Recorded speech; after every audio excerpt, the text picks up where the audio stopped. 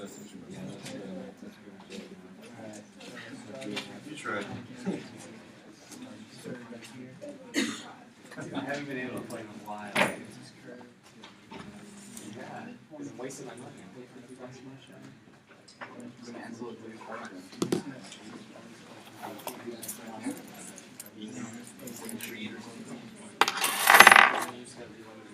So let's pass up your homework.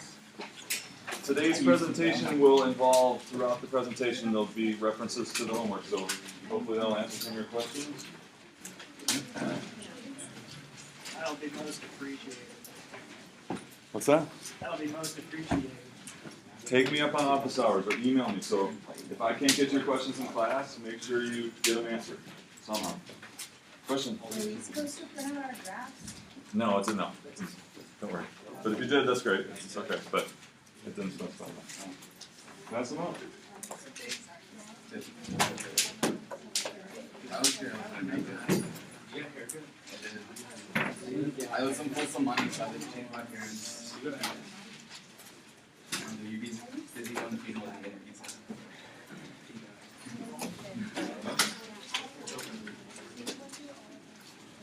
How do you get my haircut so mad? My hair's driving me nuts. I'm finally someplace yet? No. They all Okay, this is a really good day today because we're going to be kind of summing all together all these ideas. We've had a goal in mind. So as we've built every piece of this puzzle, we've had a goal in mind. And so sometimes you just get caught in today's homework or today's class and you kind of forget the big picture. So we're going to kind of review that, and this is good stuff. Okay, so remember on the first day, we kind of gave an introduction. I put this slide up. I said, what calculus is about? Two fundamental problems that calculus addresses. The first is, you know how much of something there is, and you want to know how fast it's changing. And the second is, you know how fast something is changing, and you want to know how much of it there is. So in the last month, we've been living in one of these two arenas. So don't say it. Everyone's going to think for themselves. Don't say it. We've either been living in arena number 1, or we've been living in arena number 2. So I want you to think about that individually, and then I'm going to quickly go through the aisles and see how we're doing. So just write either a 1 or a 2 on your paper. Have we been living here? We know how much of something there is, and we want to know how fast it's changing? Or have we been living here? We know how fast something is changing, and we want to know how much of it there is. So just indiscreetly give me a number. I want to see how we're doing. This is where I need the clickers, right? So it would be great if I had clickers. Show me.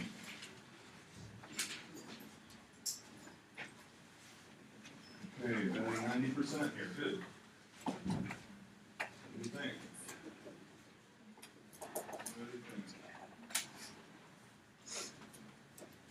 Most of us are getting it. We're about 90% batting average here. Okay. Have we been on the journey of differential calculus or the journey of integral calculus? Integral calculus. Okay? So, we know how fast something is changing, and we want to know how much of it there is. So, can you relate some or all of that statement to what we've done so far? So, relate that to what we've done so far. Anybody? Calvin? Like how much the tax accumulated over time. Okay. How that translates to how much you owe. Okay? And so, how does this statement, particularly this statement, You know how fast the rate is changing, and then you would apply that to how much you owe. okay, so what do we always start with? We're starting with the rate of change function, right? We talked about the tax, and then the rocket basketball. We looked at the rate function for the rocket basketball. We looked at the rate function for taxes. And we want to know how much of it there is. What are we calling that? What have we talked about? That's knowing how much of something we have. What's the magic word? Accumulation. Right? How much of there is? Accumulation. So this has been our journey. We have a rate of change function, and we want to build the accumulation function. How did we do that? What was the first thing we did in order to do that? Richard. So be more specific. So we started with the rate of change function. What was the first thing we wanted or did?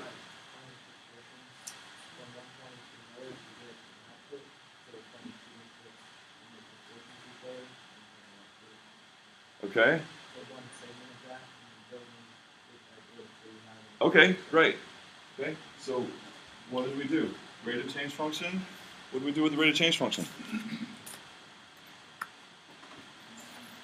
Yeah. That's right. We created a constant step function, right? We said, we need something more convenient mathematically. We need something more convenient. So we created a constant rate of change step function. And how did we use that to work towards accumulation? How did we use that?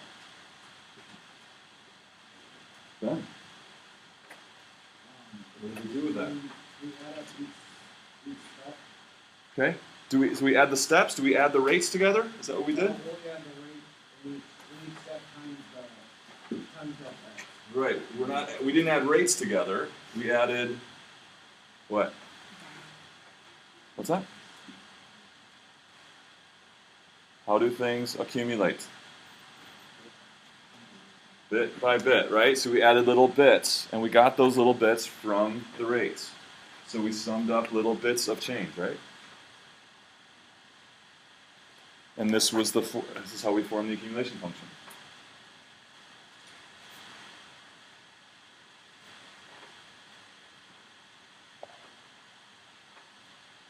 Okay, so different way. So we started with the rate of change function. We ended up with the accumulation function. And what was the key function in between? So what was the key function that was the bridge from the rate function to the accumulation function? Richard? Yeah, constant rate of change. Definitely we use that. But so what was the function though? Yeah. That's the step function, right? And we used the left sides to make it. We said the step function was just a pretend rate function, right? Like a simulation of the rate function, and we used the left sides to do it. And then Wednesday, we finally got to the place where we formally built this accumulation function. Many of you missed class. That was not a good day to miss. You gotta watch the video, okay? Watch the video. So we built this accumulation function. So let's just briefly review what that was about. So there's actually two pieces to it, right? There's this first piece and then plus the second piece. So in general, what was that first piece about? What were we doing there? Connor? You were adding all the complete intervals together. Exactly, right? So we start at A, and we're adding bit by bit, and this represented the ones that were the full-length intervals, right? The full-length intervals. Okay, and we painfully started from scratch to understand exactly how that thing is formed. Second part. Somebody else, what did this part of the sum then represent? Remember?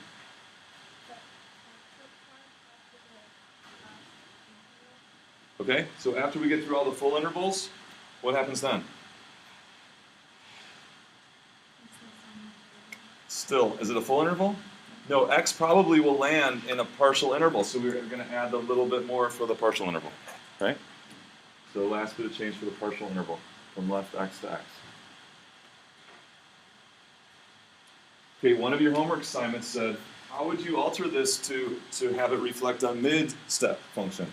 So if the step function that we built up was based on the midpoints of the intervals, how would you adjust this?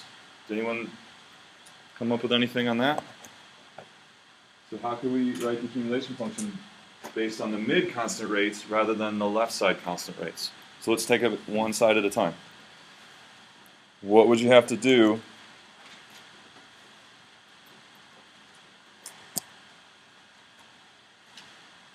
oh, it's frozen.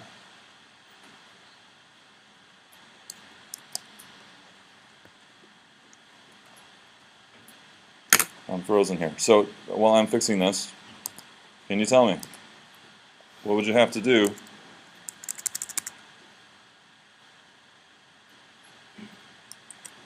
What would you have to change? Anyone think about that for your homework?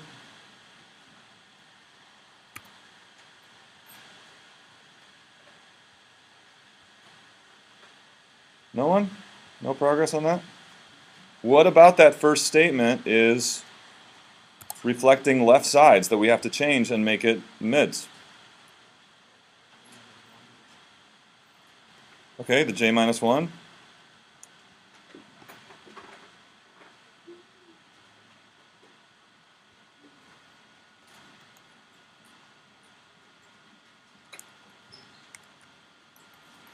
Oh, you gotta be kidding me. There's a reason. It's not plugged in.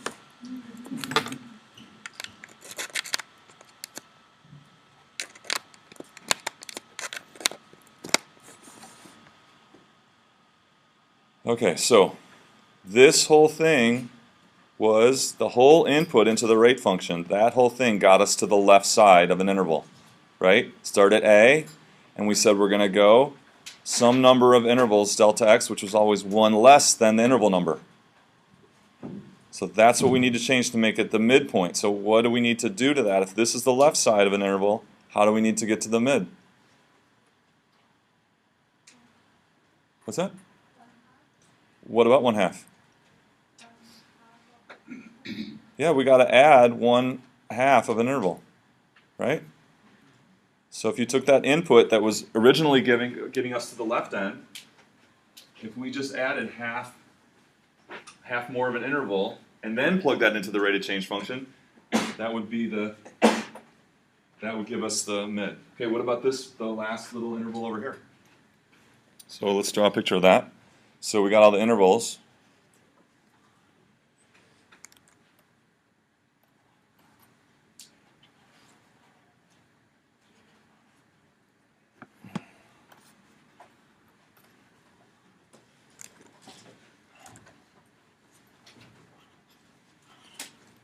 Okay, so we got, be careful here, there we go. All right, so we got these intervals, right? Boom, boom, boom.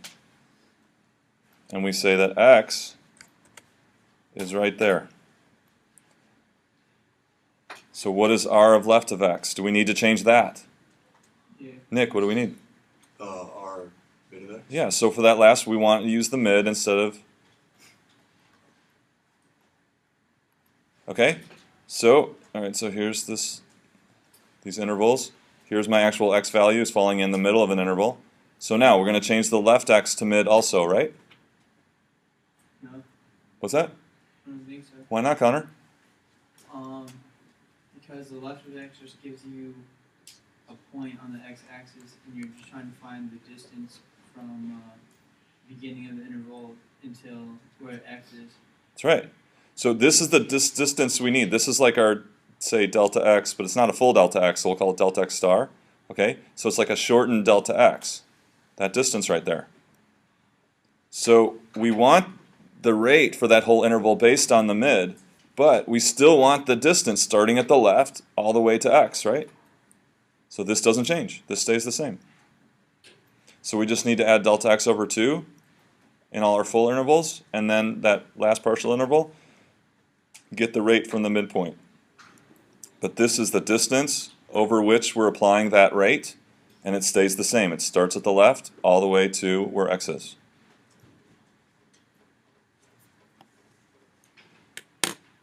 Doesn't make sense.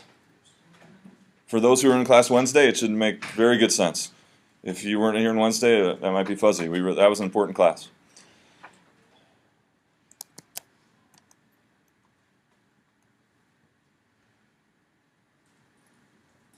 Okay, so what we've been doing then is we got graphing calculator to do a lot of heavy lifting for us.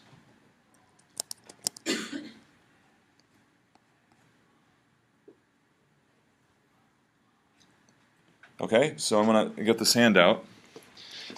You should have at least most of this in a file. Okay, so over the last week or so, a couple weeks, we've been building up these command lines. If you don't, so I didn't explicitly tell you to make sure you have that. If you don't try to type this in now. We don't have time for that. So if you're almost there, you can pull out your laptop and try to finish it. We don't have time for people that don't have that to type it all in. Okay, so just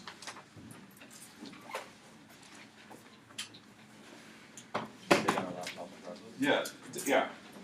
Well, if you don't have it, it's not going to be helpful if you don't have most of it.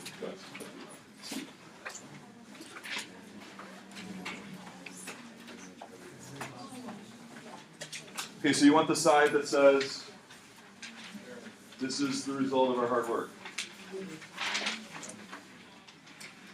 Where it says, this is the result of our hard work. Yeah. I only have one side relation. Oh, so there's, Yeah, that's all. yeah, no, copy. Did we get another one, Pat's back up here? You just pass them back up. Just once they get to the back, everyone's got one, just send them back up. Okay, so this same process that we talked about. Rate of change function, build the step function, build the accumulation function. It's exactly what we've been doing, having graphing calculator do for us. So let's walk it through. What is the first line? So this is actually a homework problem. This was the weight problem from your homework. What is that first line? What is it? Rapid fire, just shout it out. The command line for graphing the actual function. What function? The rate. This is the rate function. That's where we said we started. We know how fast something's changing. We want to know how much of it there is. So we start with the rate function. Okay? What's the second line do? It graphs it, right? So it graphs it. There it is. Here's our rate function for this object. It's the rate of change of weight. Okay? And then we said this is the powerful thing that we're going to use here. We can adjust delta x. Remember what this line did? What did this line do? Remember this bracket was a point, right? So what were these points that it graphed? It cut up everything into intervals, so it showed everything on the x-axis. Yep, that was our intervals, right? That was giving us the points that are intervals. So now that we're working with the accumulation function, we don't really need that too much anymore, but it helped us get there. Okay? Next, we built the left function. It takes every x value in an interval and assigns it the same x value as the left side. And why do we need that? What are we going to do with that? So you can pretend that the rate of change is the same. Yeah. So we're going to have the rate function that uses that, and we called that. That's our step function, right? The step function is the rate function. It is the rate function assigning every x value in an interval to the x value interval. So then we plug that into the rate function. You're going to get these constant values. So let's graph it. I'll graph it blue.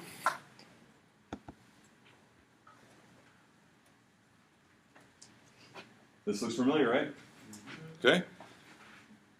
Then on Wednesday, we got the accumulation function. So we did this on Wednesday. And then if you saw that handout, I gave you a little instruction sheet on how to, in Graphing Calculator, how to set up a separate graph.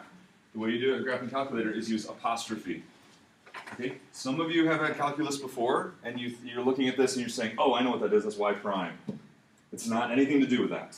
It's just graphing calculators. It's its way of you telling it, I want a new graph to graph this. It has nothing to do with prime derivative, okay?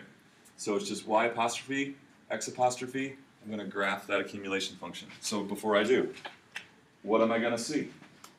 So I'm not asking about what the y values will be, if this will go up or down or horizontal, but I'm asking what kind of, just in general, what kind of function will we get when I graph this accumulation function based on the step function?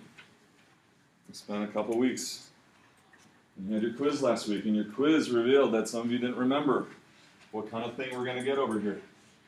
You're going to see the change in how it goes along as it increases with an increasing rate, and then it starts to decrease with a decreasing rate. But you're going to see it constantly climbing. So tell me more about that, constantly climbing. Like, what will the quality of the graph be? Not will it go up or down, what the y values will be, but what will the quality of this graph be? What kind of graph will we get? Joe? Between 2 points will be a straight line representing the rate of change for that interval. So it'll be one line? Well, no, it'll be a bunch of separate lines. Remember this? A piecewise linear function. Here it is.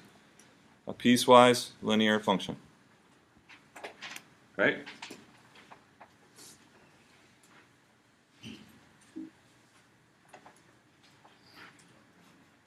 So, we built these by hand, right? We found the pretend rate function, the simulated rate function, and then we built these by hand. We did it for the tax function. We did it for the rocket basketball. Remember? So just to practice getting oriented to this, I have a dynamic version, and there's questions on the back of that sheet. I want you to take about 10 minutes.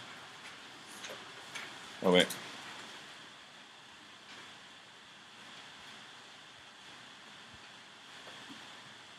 Okay, so I have a dynamic version of this, and you might, if you were just a one command line away, you might be able to quickly do it and get it on your screen as well.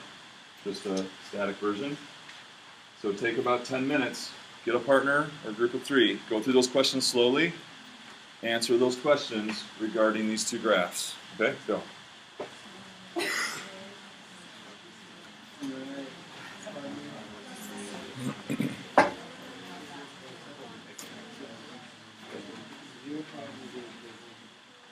Yeah.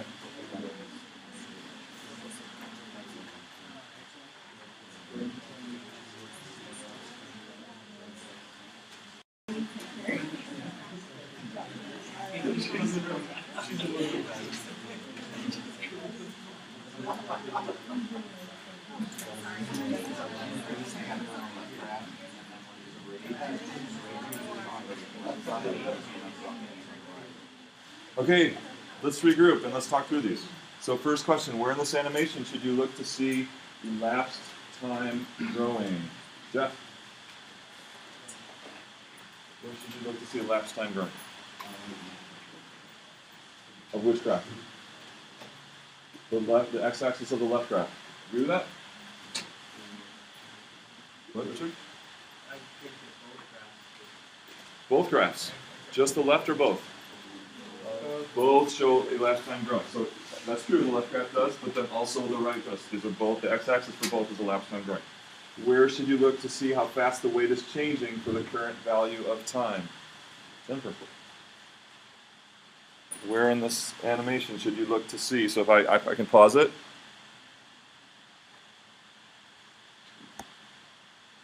Where should you look to see how fast the weight is changing? You want to look at the left graph? What about the left graph will tell us? The y coordinate on the left graph tells us how fast the weight is changing. So right now, at just before 1 second, it's a little bit over 2 pounds per minute. Sorry, this is minutes. So a little bit less than 1 minute. It's changing at a rate a little bit more than 2 pounds per minute. Is that an estimate or an exact rate? Crystal? Estimate. Is the actual rate greater or less at this point? Greater, right? Because the less than 1 minute's really way up here, right? See that? But we're saying, according to the step function, that it's down here. Okay, good. If we have the exact rate of change function, what's the purpose of creating the step rate function? How does it help in achieving that purpose? I'm going to skip over this one. We've gone over this 3 or 4 times, right? If you're not sure, you go back and review that. That's kind of why we do the whole process the way we do. Okay, make sure you understand that. Where should you look to see AX, our accumulation function? Where should you look? Nathan. The right graph. The right graph. Okay. Does it give estimates or actual values of accumulated weight? It's just an estimate of the race. Good. Okay, so and then where do you look in this graph to see those estimates? Where are those estimates showing up in this right graph? Those estimates of accumulated weight. Go. The y value, right? So the y value would be the estimated accumulated weight at that moment. Okay, what does a point on the left-hand graph represent? Isabel.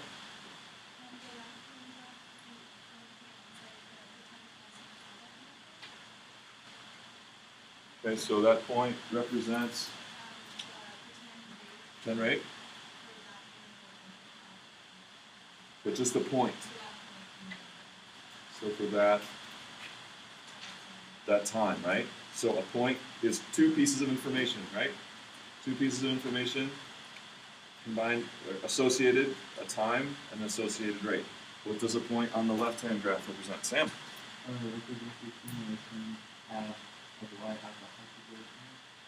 At that particular, be more specific, what when you say point? Time, right? Again, time, it tells you at that time, estimated or exact accumulation? Estimated accumulation, right? Okay, is it the weight? Is the y value of this point, is it the weight of the object? Or is it something different? Jack, talk to me. Right.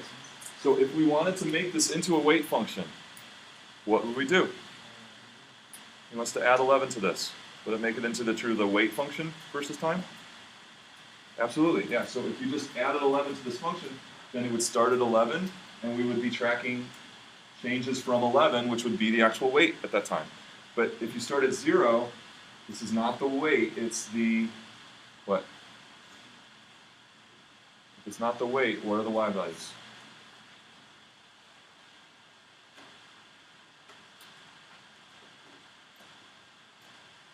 If we start at 0, what does the y value represent? Richard? Change in weight from time 0, or the accumulated weight. Okay? Why is there abrupt changes in slope? Let me show some more here.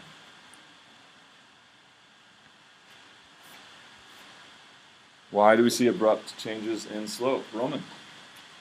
Because the right-hand graph is dependent on the rate of the left-hand graph, so when the rate changes, then it's going to be different. Yeah, that's based on these steps.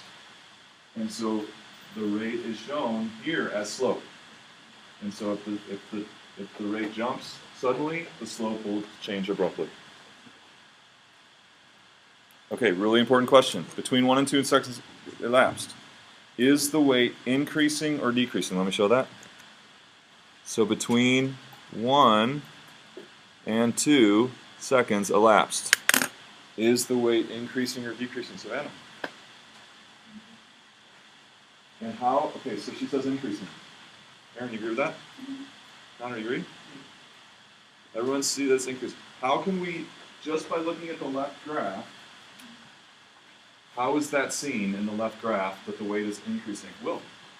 Since it's the rate is positive, Okay. we know that it has to be a rate of change in a positive direction. If it's negative, that would be Awesome. So we don't let this decreasing rate throw us off, right? The fact that the rate is decreasing. What about the quantity? It's still increasing because, like you said, that rate is always positive. Okay. So how can we see in that? Let's see. How is it seen that the weight is increasing on the right graph? That's the easy one, right? Jimin. Okay, so yeah, you're answering more even. Okay, but so how do we see this increasing? Well, this is the accumulated weight. It's going up. It's going up, right? But she said even more. She said, how do we see that the rate is decreasing? How do we see that the rate is decreasing? Yeah, so it's leveling off. It's becoming less steep. Okay, but to see that it's increasing on the accumulation function, you just say, as time increases, it's going up. Okay, how can the change? Oh, that's not what I wanted.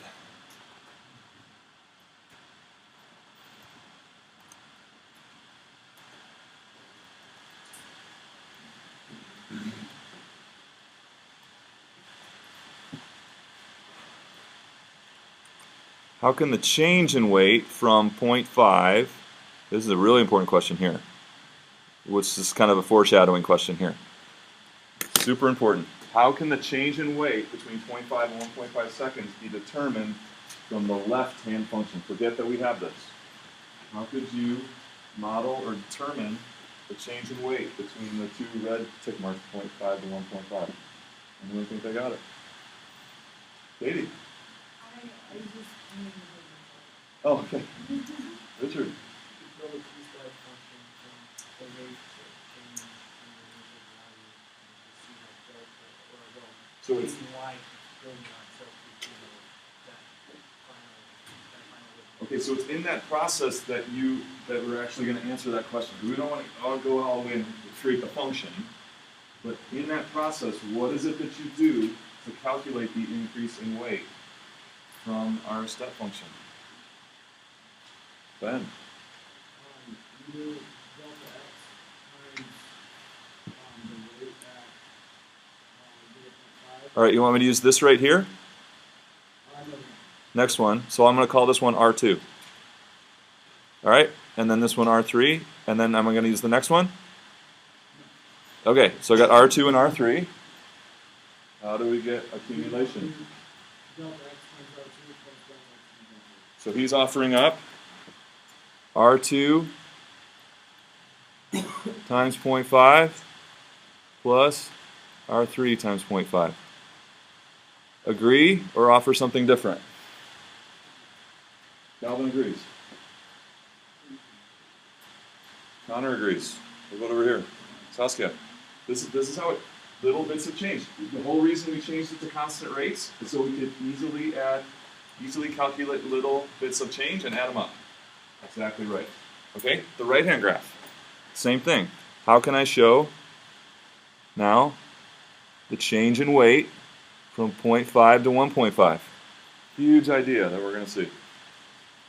What do you want to subtract something? What do you want to subtract?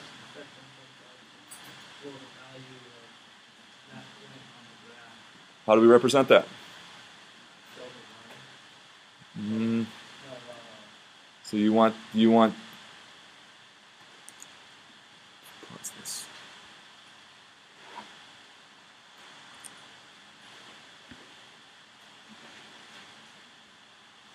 Okay. He's offering up. Oh, you guys are making me proud. A of 1.5. So there was a conversation over here. What were you guys saying? Go ahead. Okay, good. All right, why do we add? Someone want to explain. Why do we add? It's Christian, right? Yeah.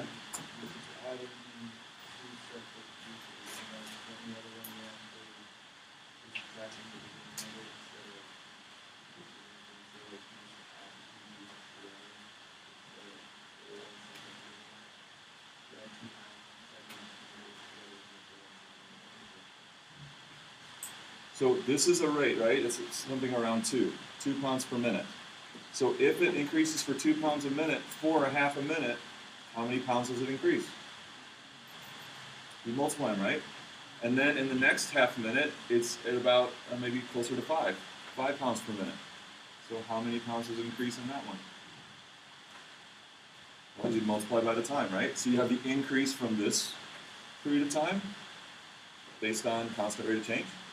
And then you have the increase from this time, so you're going to add them together. You see? And this is what we did, right?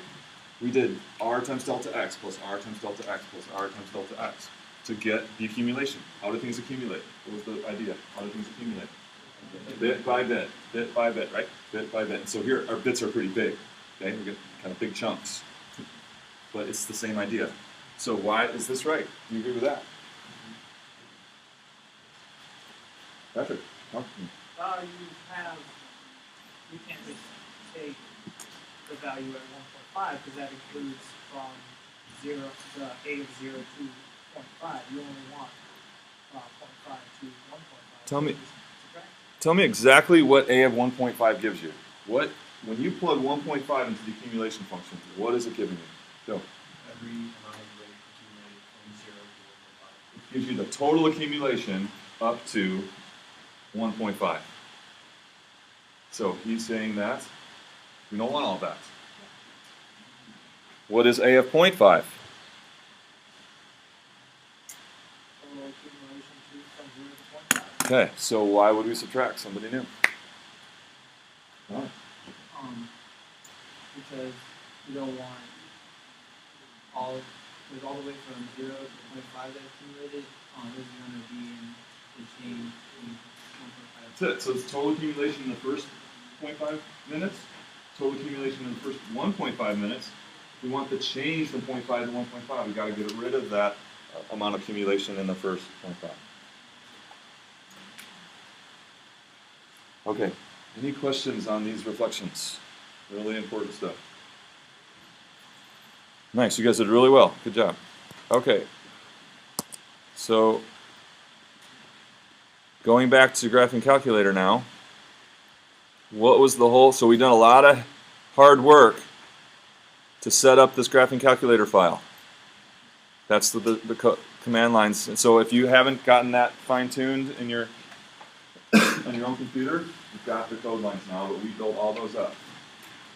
Why did we do it? So at the bottom of that, what did I say? I said, why did we build all this mathematics and this GC file? So what great goal did we have that this could be achieved by the computer software? Yeah? Let's go with Ben. You can just change the delta x and the way of selecting the two function and We don't want this chunky, awkward, estimated accumulation function. What do we want? We want the real. We want to know what the real there is. We know there's some real accumulation function associated with the actual rate of change. That's what we want. So how can we get closer? We got delta x of 0.5. All right, so what about 0.1? So you want to do that for homework this weekend? We'll make delta x 0.1, and you guys can come up with this. Jennifer says no. Kim, what do you think? So if we make delta x 0.1, and I'll have you guys build the piecewise accumulation function for that. You got 48 hours, right? Over the weekend, at least, right? Okay. No, we don't want to do that. So we put in a little time in the front end to make this code, so that all we have to do is what? Here's 48 hours of work by hand. Okay? Now delta x is 0.1. Okay? Delta x is 0.1. And how does this step rate of change function now compare? Yeah, let me turn off the original rate of change function. What do you see? It's looking pretty good. I'll do it even better. Let's go to 0.02. What do you see? So now this rate of change function with very small delta x is virtually the rate of change function that we started with, okay? Is this a curve? Savannah, no, why not? It's a bunch of little straight lines, but it's sufficiently close enough to where we know this thing is converging to. So all we got to do is make delta x small enough, and we get something that's indistinguishable from the actual accumulation function.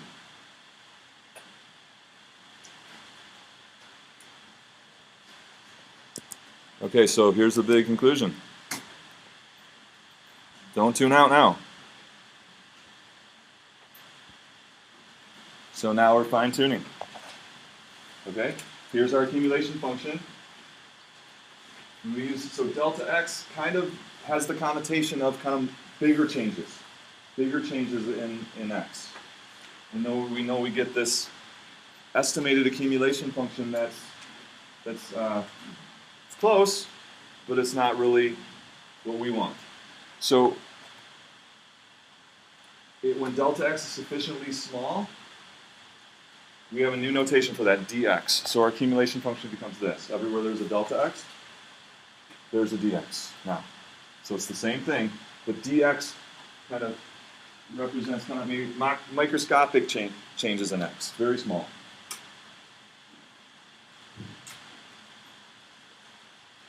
Okay?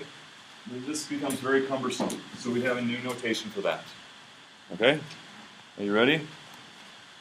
So this version of ax is indistinguishable from the precise accumulation function associated with Rx. And so for that precise accumulation function, we use this.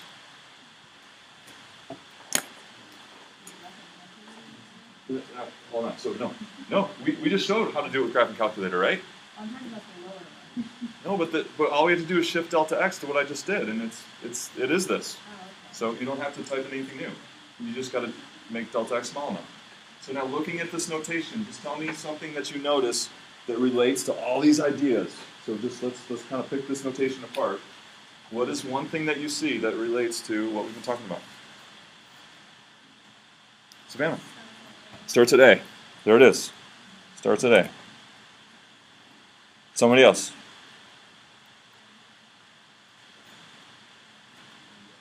What's that? That's our input of our function. It's the roving x, right? We can say we want to accumulate up to any point x. Ends at x. What else?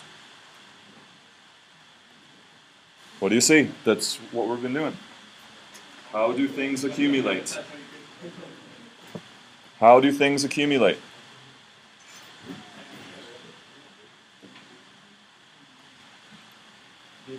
Bit by bit. What is our rate times a little change? That's a bit of the quantity, right? But now we're talking about a really small bit. A really small bit. That's how things accumulate bit by bit. So that's, remember, r delta x plus r delta x plus r delta x. Well, there it is. This is like our r delta x. This symbol right here, what letter does it kind of look like? Kind of, yeah. This is the German S. Okay, this is German S, and it stands for sum. Sum up the little bits like those, but with really small delta x's, starting at A, ending at x.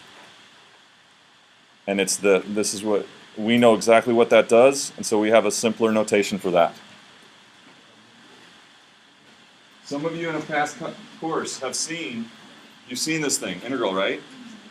Some of you have. And maybe all it really meant to you was, this is what I do with the symbols. I move the symbol here and I push the symbol here. And now we have a month worth of ideas that are packed into this, right? A month worth of ideas that are packed into that notation. Ben? Why is it two? We'll talk about that next time. It's really important. Just briefly, it's because x, we want it to be this roving endpoint. So once we set x, now we're accumulating kind of with a different x value across to get to x. We need to use a different variable. Does that make sense? So x is the endpoint, but now we're going to vary t along x values to add up the bits to x. And dt is the equivalent of T is just another parameter that's an x value. We need a different parameter. Yes, yes. This t is still x values. Yep, it's still x values. Okay, have a great weekend.